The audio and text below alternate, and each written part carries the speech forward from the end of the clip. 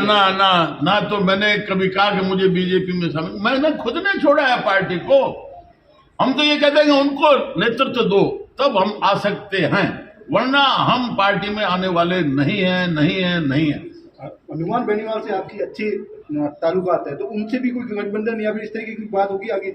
नहीं, ताल्लुकात अपनी जगह अलग है, पर उसके पार्टी का उनका क्या सोच है, अभी मैंने तो चर्चा भी नहीं की है। ये आने वाले समय में वो तो एक कमजोरी होती है ना जहाँ, तब वो आपस में पार्टियों का वो एक होता है गठबंधन और महागठबंधन, जिसके पास समान होता है उसको कहाँ जरूरत है किसी और की। तो अभी तो हम अपने स्तर पर ही सोच रहे हैं, वो आगे आने वाला समय बताएगा। मेन उद्देश्य है कि भाजपा में जो मासेज का लीडर है वसुंधरा राजे, उनको किनारे करके और ऐसे लोगों को आगे ला रहे हैं जो जिनको लोग पूरे जिले में भी नहीं जानते। इसलिए हम इस निर्णय का, इस संकेत का विरोध करने के लिए पूरे प्रदेश में निकले। अभी मारवाड़ के अलग अलग जिलों में जाके आए और उसके बाद अन्य जगहों पर निकलेंगे। क्या वसुंधरा जी बीजेपी छोड़ देगी नया तीसरा मोर्चा बनाने की? नहीं, देखिए वसुंधरा जी क्या करें क्या नहीं वो उनका काम है। मुझे नहीं लगता कि वो कोई पार्टी छोड़ेंगी।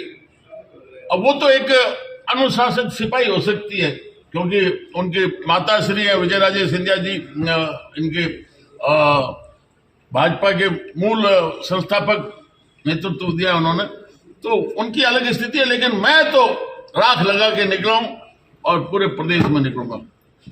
देवी सिंह जी, आपको नहीं लगता है कि वसुंधरा जी बीजेपी में है, आप बीजेपी से बाहर है, तो ऐसे में वसुंधरा जी की आप जो वकालत करके, कई लोग ऐसे भी कहते हैं कि देवी सिंह जी अपनी खुद की राजनीति बढ़ाने के लिए वसुंधरा जी का नाम यूज? नहीं, मुझे निकालनी होती है राजनीति बढ़ाने, तो मैं कभी का निकल जाता, मुझे कौन रोकने वाला था। जब मैंने भाजपा से इस्तीफा दे दिया एक टिकट गलत देने के कारण से, वसुंधरा जी अपना अलग सोच रखती है, लेकिन मुझे बर्दाश्त नहीं होता। मैं तो, आपको याद होगा जब भूपेंद्र जी यादव को राज्यसभा का उम्मीदवार बना के लाए थे, तो हम विधायकों से कहा कि चलो विधानसभा पर्चे भरने प्रस्ताव बढ़ो। हमने कहा ये कौन है, कहां से आए, तो सबकी माथे की नसें तन गई, सवाल खड़े करते हैं। मुझे उसमें कोई डर नहीं, हमारे क्या नुकसान, हाँ मेरी नीयत खराब होगी, मेरा कोई स्वार्थ होगा, तब तो कोई नुकसान मुझे पहुंचा सकता है, अदरवाइज कोई नहीं पहुंचा सकता जी। सर, आपने पार्टी के केंद्रीकरण होने की बात कही, तो क्या लगा आपको ऐसा? देखिए, ये धीरे धीरे हो रहा है, मतलब प्रधानमंत्री का चेहरा बना के हम चुनाव लड़ेंगे। अरे तो स्थानीय की बात कहां होगी, लोग तो स्थानीय मुद्दे, स्थानीय नेतृत्व, स्थानीय चेहरा देखना चाहते हैं, और उसी कारण से आप अलग अलग प्रदेश खोते जा रहे हैं। और इसलिए हम विरोध करें कि देखिए बड़ी मुश्किल से हमने मेहनत करके पार्टी को सींचा है। बीकानेर का उदाहरण दे दूं कि एक भी सीट भाजपा नहीं लाती थी, जमानतें जब्त होती थी, हमने धीरे धीरे जिले में, संभाग में भाजपा को खड़ा किया। तो हमारी खुद की पार्टी है, पर इस प्रकार की मनमानी करेंगे कि आप वहां बैठे बैठे कठपुतली के जो मास्टर होता है वो डोरों से कठपुतलियों को हिलाता है, वो स्थिति हम नहीं आने देंगे। सर, आपने कानून मंत्री और आपके जो बीकानेर सांसद है उन पर जो थाली में खाने उसमें छेद करने का आरोप हो गया, सर क्या किस है ना, वो आंकड़े बता रहे हैं। वो जिस समाज से, हमारे यहाँ कुछ समाजों के नाम से भी वोट झुका होता है, सिर्फ उनके चुनाव में वोट वो मिलते हैं, लेकिन अन्य के चुनाव में माइनस हो जाते हैं और भाजपा के उम्मीदवारों को नुकसान हो। तो आंकड़े बता रहे हैं, मेरे कहने से नहीं है। सर, आप प्रदेश के अलग अलग हिस्सों में जा रहे, तो किस तरह की रणनीति बनेगी? कोई तीसरा मोर्चा बनाने की प्लानिंग है, क्या है? हाँ, तीसरा मोर्चा बनाने की हमारी योजना है, और मेरे कहने से कोई नहीं आता।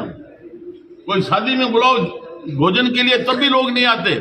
जिनको तकलीफ है, पीड़ा, जिनको कोई सुन नहीं रहा, उनको हौसला देने के लिए झंडा मैं उठाऊंगा और साथ में वो होंगे और पूरे प्रदेश में जाएंगे। सर, आपने पहले भी एक सामाजिक न्याय मंच से मोर्चा बनाकर चुनाव लड़ा था, उसमें सिर्फ आप अकेले जीत कर आए, तो क्या लगता है इस बार? अरे वोट भी तो भाई हमने 1.5 महीने में पार्टी खड़ी की और 6.5% वोट लिए। आपने देखा होगा, आप उस समय उम्र में छोटे थे, हजारों लाखों की संख्या में अपने खर्चे से लोग युवा आते थे।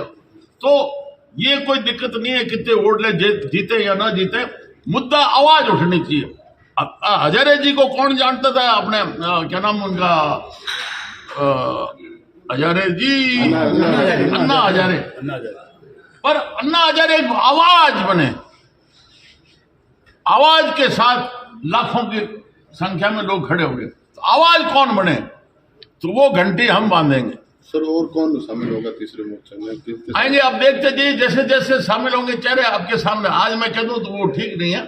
और रणनीति के बारे में भी जैसे आपने पूछा, तो रणनीति पहले नहीं बताई जाती, वो सही समय पर। देवी सिंह भाटी की वसुंधरा राजे से टॉक चल रही है, क्या एन मोमेंट पे अगर वसुंधरा जी को चेहरा नहीं बनाया जाता है तो वसुंधरा जी भी इस तीसरे मोर्चे की कमान? ना, वसुंधरा जी ये तो देखो जब मिलते हैं वो तो कहे थोड़ा धीमे, ठहरो ठहरो, मेरे वो स्वभाव में, तो उनका अपना अलग सोच है, वो कहाँ रहेंगी। लेकिन मुझे लगता है कि वो भाजपा तो नहीं छोड़ेंगी किसी भी हालत में। छोड़ेगा तो देवी सिंह भाटी इसी सोच के लोग। अभी देवी सिंह भाटी के इस कदम से, जो जिस तरीके से पूरे प्रदेश के अंदर घूम घूम करके आप तीसरे मोर्चे की बात कर रहे हो, वसुंधरा राजे का नाम लेके, ऐसे में लगता नहीं कि वसुंधरा राजे की छवि खराब हो रही है, वसुंधरा राजे के कई नुकसान? मैं सही आवाज उठा रहा हूँ, लोग इसको सही मान रहे हैं। मेरे पास फोन आ रहे हैं, संदेश आ रहे हैं ना, कि बिल्कुल साहब हम आपकी बात के साथ है। आपको सबको पता है, आज वसुंधरा जी बिना नोटिस के बाड़मेर में आके बीच में बाजार में खड़ी हो जाए, हजारों की तादाद में आ जाते हैं। अब प्रदेश वाले नेताओं को बुलाओ, देखें कितने गाते हैं, आह्वान करने पर भी नहीं आ रहे। जब वसुंधरा जी पहली बार राजस्थान आए थे तब वो भी दिल्ली में थे और वो अचानक आए थे, उसको भी पब्लिक ने एक्सेप्ट किया, तो आपको नहीं लगता है कि कोई हमारे यहाँ कहावत है कि गांव कोटवाड़ी सिखा देती है। जिम्मेवारी जब आप देते हो ना, तो वही थानेदारी करने लग जाता है, वही तहसीलदारी करने लग, वही डॉक्टर हो जाता है।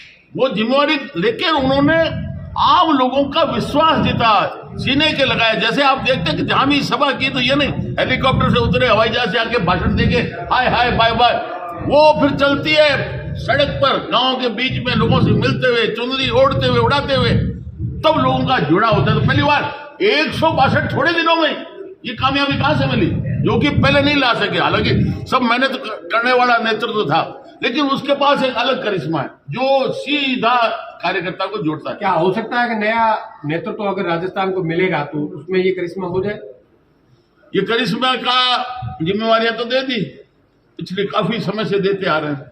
कितना जुड़ा हुआ, अभी जो कार्यक्रम दिए कैसे हुए, वरना नहीं सहेगा राजस्थान, आक्रोश रैली क्या रहा। तो ये जो जिम्मेवारी जिसके अंदर करामात होता है, जो जिसकी समझ है, वही। अब तो सारी छोटी छोटी बात के लिए क्या हम पेशाब करने के लिए जा सकते हैं, ये भी संदेश आते कि हाँ 5 मिनट में जल्दी आ जाओ पेशाब करके भी।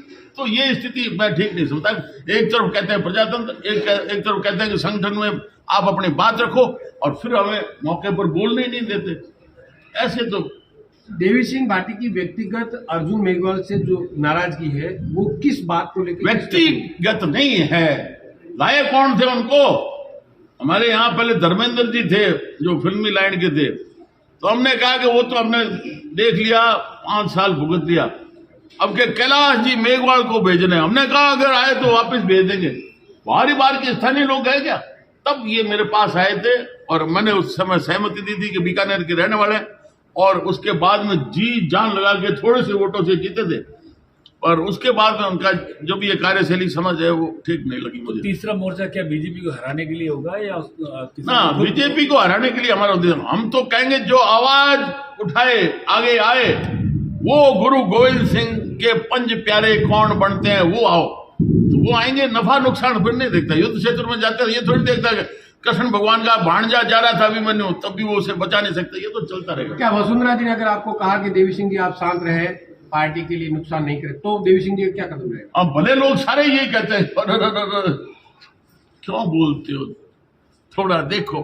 मैं कहा नहीं, हमने म्यान से तलवार बाहर निकाल लिए, शरीर के राख लगा लिए, चलेंगे।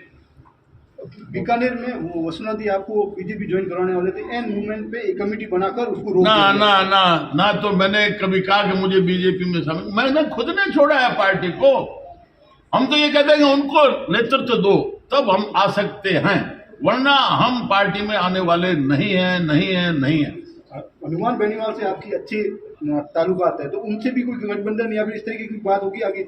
नहीं, ताल्लुकात अपनी जगह अलग है, पर उसके पार्टी का उनका क्या सोच है, अभी मैंने तो चर्चा भी नहीं की है। ये आने वाले समय में वो तो एक कमजोरी होती है ना यहाँ, तब वो आपस में पार्टियों का वो एक होता है गठबंधन और महागठबंधन, जिसके पास समान होता है उसको कहाँ जरूरत है किसी और की। तो अभी तो हम अपने स्तर पर ही सोच रहे हैं, वो आगे आने वाला समय बताएगा। जी ठीक है। Thank you.